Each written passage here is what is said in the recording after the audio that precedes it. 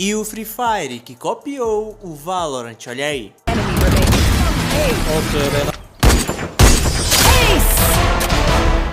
É, rapaziada, não é certeza, mas parece que o Free Fire copiou o som das kills e do Ace do Valorant. E isso não é coisa da minha cabeça e eu posso provar. Esse streamer de Free Fire chamado Level Up, que também jogou Valorant, achou igual.